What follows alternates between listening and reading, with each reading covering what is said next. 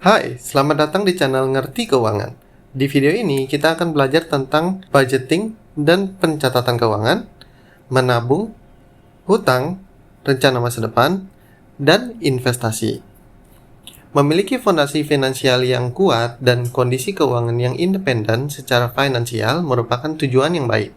Namun, mewujudkan tujuan tersebut tidak cukup hanya dengan niat saja, melainkan kita harus mengetahui cara mengelola keuangan yang tepat. Memang, cara mengelola keuangan setiap orang pasti berbeda-beda. Namun, dengan tujuan yang sama, kita pun bisa mengambil inti atau beberapa tips dan triks dalam mengelola keuangan yang cocok dengan kebutuhan dan gaya hidup kita. Akan lebih baik jika kita mulai mencari cara mengelola keuangan yang sesuai dengan pribadi kita sejak dini. Jika memungkinkan, sejak kita masih muda dan produktif. Karena mengelola keuangan dengan baik dapat memenuhi kebutuhan kita yang kita rencanakan maupun tiba-tiba.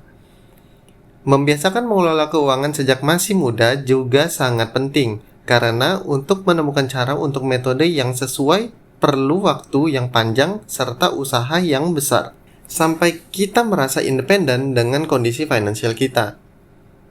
Berikut 5 tips kelola keuangan yang baik dan mudah dilakukan untuk kita sebagai pemula. Walaupun butuh waktu, beberapa tips ini bisa kita coba dan evaluasi untuk mendapatkan metode yang sesuai dengan gaya hidup yang sedang kita jalani saat ini. Yang pertama, budgeting dan mencatat pemasukan serta pengeluaran bulanan. Walaupun budgeting dan mencatat keuangan terdengar dan dirasa mudah dilakukan, namun langkah ini sangatlah penting untuk menentukan cara mengelola keuangan. Jika sampai saat ini kita belum melakukannya, besar kemungkinan kita akan bingung jika ditanya angka pengeluaran bulanan kita. Dengan budgeting setelah mendapatkan pemasukan, kita jadi bisa lebih disiplin saat membelanjakan uang kita. Serta dengan mencatat pemasukan dan pengeluaran bulanan dari jajan nyemil sampai biaya tagihan, maka akan membuat kita aware dengan gaya hidup kita. Lakukanlah kegiatan mencatat ini selama beberapa bulan untuk melihat pola pemasukan dan pengeluaran kita. Jika sudah sampai sini, kita jadi bisa berhemat dengan mengurangi pengeluaran yang tidak perlu dan uang lebihnya bisa kita alokasikan ke hal-hal yang sifatnya lebih produktif. Nah, sampai sini kita bisa menjaga kondisi keuangan kita agar selalu stabil. Yang kedua, belajar menabung. Kita pasti sudah familiar dengan istilah menabung. Menabung adalah salah satu cara mengelola keuangan yang baik. Setelah melakukan cara budgeting dan mencatat pengeluaran, kita jadi punya angka bulanan untuk memenuhi gaya hidup kita, bukan? Nah, kita bisa mengaplikasikan cara menabung ini untuk mengumpulkan dana darurat untuk jaga-jaga jika ada situasi yang mendesak dan membuat kita tidak bisa mendapatkan penghasilan selama waktu tertentu.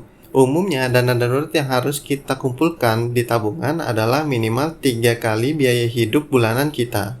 Jadi, misalnya biaya hidup bulanan kita adalah 10 juta per bulan, maka minimal tabungan dana darurat yang harus kita miliki adalah 30 juta. Tentu saja untuk dana darurat ini lebih banyak, jadi lebih aman ya. Kemudian yang ketiga, jangan berhutang. Hutang merupakan salah satu kendala dalam menentukan cara mengelola keuangan. Saat kita memiliki utang, kita jadi harus menyisihkan pemasukan kita untuk melunasi utang yang kita miliki. Jika saat ini kita memiliki utang, ada baiknya kita memfokuskan atau memprioritaskan untuk menyelesaikan utang tersebut terlebih dahulu, sehingga kondisi keuangan kita bisa lebih stabil dan juga sehat. Jika hutang sudah lunas, dana yang awalnya dialokasikan untuk bayar utang jadi bisa kita manfaatkan untuk menabung dan investasi. Yang keempat, merencanakan masa depan. Selain aktivitas yang melatih kita mengelola keuangan dengan baik, ternyata visualisasi juga bisa memotivasi kita untuk sehat secara finansial. Dengan membayangkan bagaimana kita ingin hidup di masa depan, kita dapat membuat rencana yang lebih baik lagi, terutama untuk karir kita. Cara mengelola keuangan kita ini bermula dari keinginan untuk mencapai kehidupan ideal yang ingin kita jalani. Maka, kekuatan mimpi ini bisa sangat besar untuk mempengaruhi cara kita mengelola keuangan dengan lebih baik. Yang kelima, mulailah berinvestasi.